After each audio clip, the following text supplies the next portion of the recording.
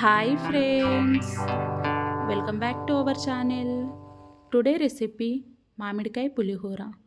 ఎప్పుడు ఇంట్లో చింతపండు పులిహోర లేదా నిమ్మకాయ పులిహోరని ప్రిపేర్ చేస్తూ ఉంటాం కదండి. ఇది కొంచెం డిఫరెంట్గా మామిడికాయతో అయితే పులిహోరని ప్రిపేర్ చేసి చూపిస్తానండి. అలాగే ఇది మామిడికాయ సీజన్ కాబట్టి మీకు మామిడికాయలు ఎక్కడైనా అవైలబుల్లో ఉంటాయి. తప్పక ట్రై చేయండి, టేస్ట్ కూడా చాలా బాగుంటుంది. అలాగే నా ఛానల్ని ఫస్ట్ టైం చూసేవాళ్ళు ఒక సబ్స్క్రైబ్ వేసుకోండి.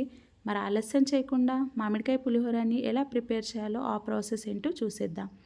ముందుగా ఒక కుక్కర్ తీసుకొని అందులోకి ఈ కప్పుతో 1 కప్ వరకు రైస్ని అయితే వేసుకున్నాను. అలాగే వాటర్ వేసుకొని శుభ్రంగా వాష్ చేసుకోండి. ఇప్పుడు ఇందులోకి 1.5 గ్లాస్ వరకు వాటర్ని వేసుకుంటున్నాను. మీకు పర్ఫెక్ట్ మెజర్మెంట్ కావాలి అనుకుంటే 1 కప్ రైస్కి 2.5 కప్ వరకు వాటర్ని వేసుకోవాలి. అలా కూడా అర్థం కాకపోతే ఇలా చూడండి, ఇలా హ్యాండ్ పెట్టుకొని మెజరింగ్ చేసుకోవాలి. అలాగే ఇందులోకి చిటికెడు సాల్ట్, 1 టేబుల్ స్పూన్ వరకు ఆయిల్ని వేసుకొని రైస్ని ఉడికించుకుందాము. రైస్ ఉడికేలోపు మనం ఇక్కడ మామిడికాయని అయితే తీసుకుంటున్నాను. ఆల్రెడీ శుభ్రంగా వాష్ చేసుకున్నానండి ఇలా మామిడికాయని. ఇప్పుడు మామిడికాయకి తొక్కును తీసుకొని ఇలా స్మాష్ చేసుకోవాలి. చూడండి, రైస్ ఏ కప్పుతో తీసుకున్నానో అదే కప్పుతో 1/2 కప్ వరకు మామిడికాయ తురుమునైతే తీసుకున్నాను. రైస్ అయితే ఉడికిపోయిందండి. చూడండి ఎలా పొడి పొడిగా అయిందో.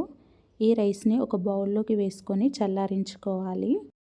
నేను 1/2 కేజీ రైస్తో అయితే పులిహోర ప్రిపేర్ చేసుకుంటున్నాను. ఈ రైస్ చల్లారేలోపు పోపుని ప్రిపేర్ చేసుకుందామండి. ఇలా స్టవ్ ఆన్ చేసి స్టవ్ పైన ఒక బౌల్ పెట్టుకొని ఆయిల్ వేసుకోండి. ఆయిల్ వేడైన తర్వాత పల్లీలను వేసుకొని లైట్గా వేయించుకోవాలి.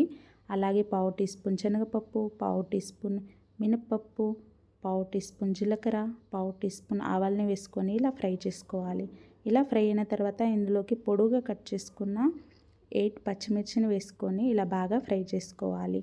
అలాగే ఎండుమిర్చిని కూడా వేసుకోండి. నేను ఇక్కడ 3 ఎండుమిర్చిని కట్ చేసుకొని వేసుకున్నాను.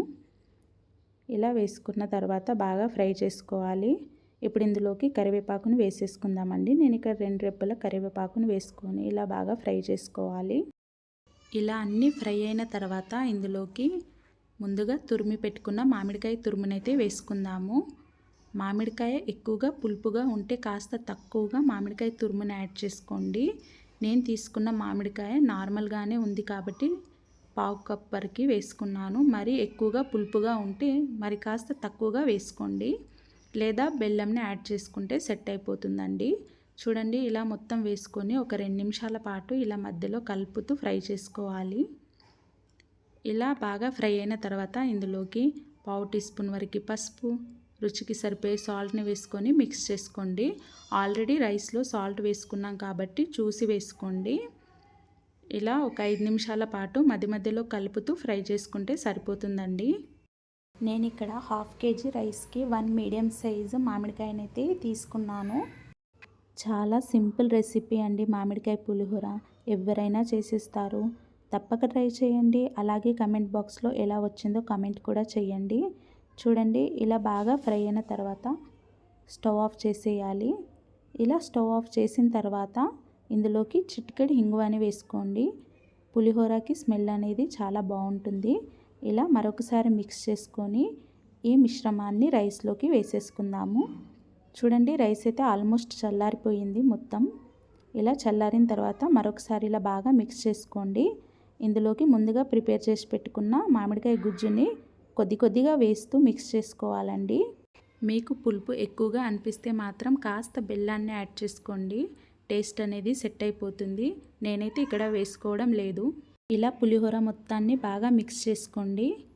మీరు గుజ్జుని కాస్త ఎక్కువగా కూడా ప్రిపేర్ చేసుకొని స్టోర్ చేసుకోవచ్చు, లేదా ఒక 2 డేస్ పాటు స్టోర్ చేసుకొని వేడివేడి రైస్లోకి కలుపుకొని కూడా తినొచ్చండి.